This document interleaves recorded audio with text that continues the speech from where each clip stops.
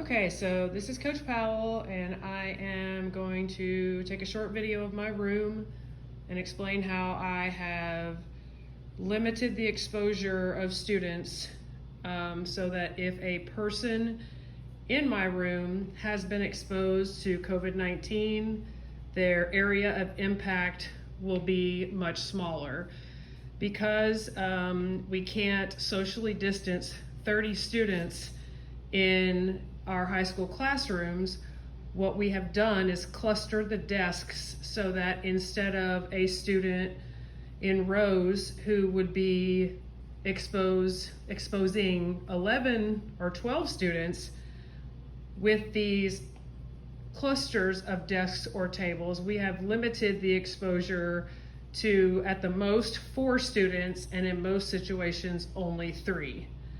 So each table has 5 student seats, and each seat is numbered 1 through 29, which my largest class has 29.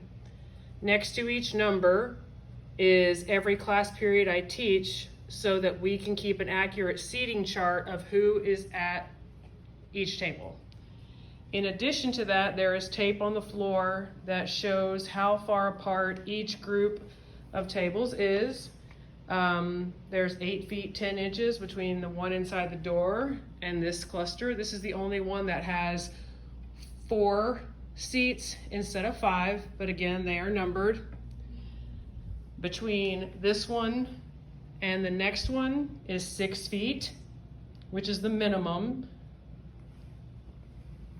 Between this table and the middle one, 6 feet 8 inches. Between these 2 tables, 6 feet 5 inches. And between these 2 tables, 6 feet 8 inches. And then from front to back, 6 feet. And what I have done is measured the distance between the 2 chairs in the clusters that are the closest together. I have also marked off a teacher area that says do not cross. That is 11 feet 3 inches across, where I will stand and not leave this box.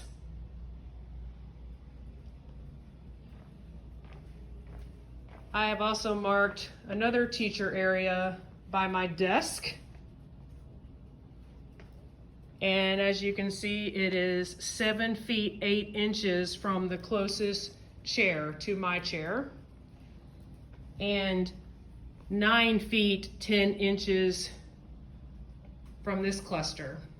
So in this classroom, and I have a smaller classroom, we are able to seat 29 and could seat 30 because a 5th person could be at this table, where each cluster is 6 feet or more from another, so that if one person was exposed, then the only people who would have to be quarantined would be the 3 or 4 people sitting at their cluster.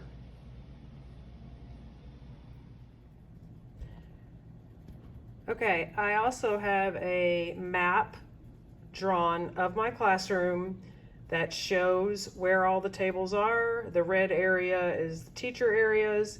And so at each table, you can see the number of the chair or the chairs at that table, so that if one person in seat 6 is infected or is exposed, then we know that the other people at that table in the orange are the ones who need to be quarantined.